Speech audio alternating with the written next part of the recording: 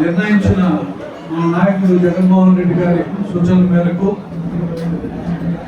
ఇక్కడికి జిల్లా అధ్యక్షురాలు శ్రీ శరత్ గారు రావడం, నేను అలాగే ముఖ్య నాయకులైన శ్రీనివాస్ రెడ్డి గారు, శ్యామరాజు గారు, భాస్కర్ రెడ్డి గారు, ప్రదీప్ గారు, శ్రీకాంత్ గారు, ఇంకా ఎంపీటీసీలు, జెడ్పీటీసీలు, సర్పంచులు, ముఖ్య నాయకులు, మండల కన్వీనర్లు, పాత్రికేయులు అందరికీ కూడా నమస్కరిస్తూ,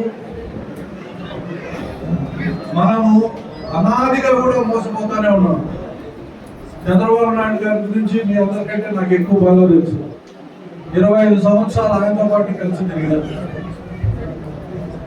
1999లో ఆయన ఇచ్చిన హామీలు, ఆ రోజు మీ అందరికీ గుర్తుందో లేదో, ముందడుగని ఒక స్కీమ్ పెట్టాడు. దుకాన్ మకాన్ అని ఒకటి పెట్టాడు, గుర్తుందా? దుకాన్ మకాన్. ఇంకొకటి బీసీలకు ఒక స్కీమ్ పెట్టాడు. జన్మభూమి అనే ఒక కార్యక్రమం తీసుకున్నాడు. 99 ఎన్నికల తర్వాత అన్ని మర్చిపోయాడు.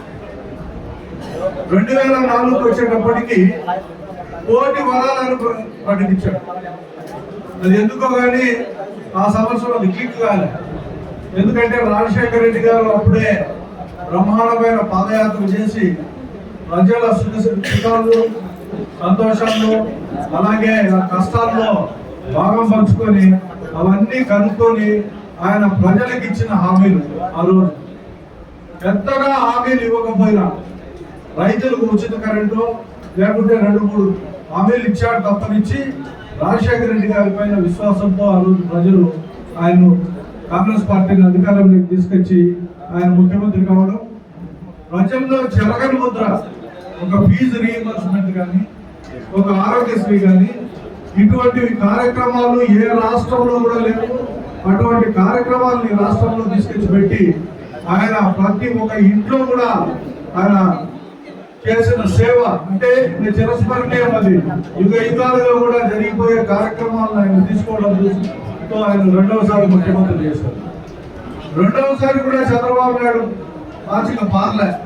ఆ రోజు కూడా కూటమి ఏర్పాటు చేసినాడు. ప్రజారాజ్యం ఓ పక్క పోటీ చేసింది.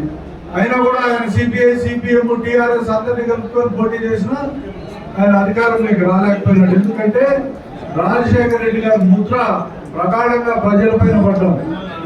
మరి 2014లో తిరిగి చంద్రబాబు నాయుడు గారు విపరీతమైన హామీలు, మీ అందరికీ తెలుసు. రైతులకు రుణమాఫీ 1,50,000 చేస్తామని, డాక్రా మహిళలకు రుణమాఫీ చేస్తామని, ఇంకా ఎన్నో చెప్పాడు. అయితే ఒక 2 విడతలు ఇచ్చి 3 విడతలు ఎగగొట్టి ఆ భాగ్యం మర్చిపోయినాడు. 19లో మళ్ళా హామీలు ఇచ్చినాడు.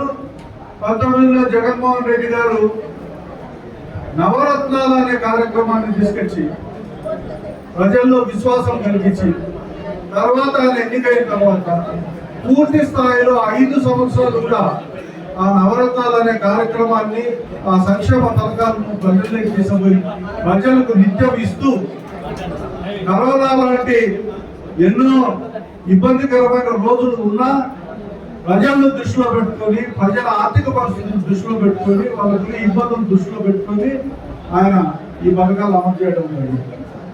చంద్రబాబు నాయుడు గారు వచ్చారు.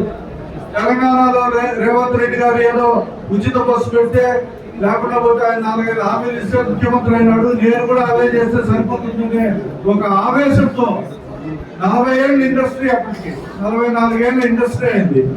14-15 సార్లు బడ్జెట్ ప్రవేశపెట్టిన ప్రభుత్వంలో ఉన్నాడు ఆయన ముఖ్యమంత్రిగా. ఆయనకు ఆర్థిక పరిస్థితులు అన్ని తెలిసిన అమలు కాని హామీలన్నీ కూడా ఇవ్వడం జరిగింది. ఈ అమలు కాని హామీలన్నీ ఇప్పుడు ఖజానా ఖాళీగా కనపడుస్తుందంట. అది ఏంటి కనపడుతుందో ఏమో ఆయనకే తెలియాలి, అది ఎందుకు కనపడుస్తుందో అట్లా. ఎందుకంటే ఆయన తెలియకుంటే సరే, తెలియదు కాబట్టి, కొత్త వ్యక్తి కాబట్టి ఆయన ఏదో చెప్పినాడు, పొరపాటు అయిపోయింది లేదు అనుకోవచ్చు. 44 సంవత్సరాల అనుభవం రాజకీయాల్లో ఉండే వ్యక్తి 4వసారి ముఖ్యమంత్రి అయిపోయి ఖజానాలో డబ్బులు లేవు, మేము ఇబ్బందులు పడుతున్నామని ఒక మాట మాట్లాడినాడంటే, ఇప్పటికే 1,50,000 కోట్ల రూపాయలు ఈ ప్రభుత్వంలో అప్పు చేసినది 1 సంవత్సరం.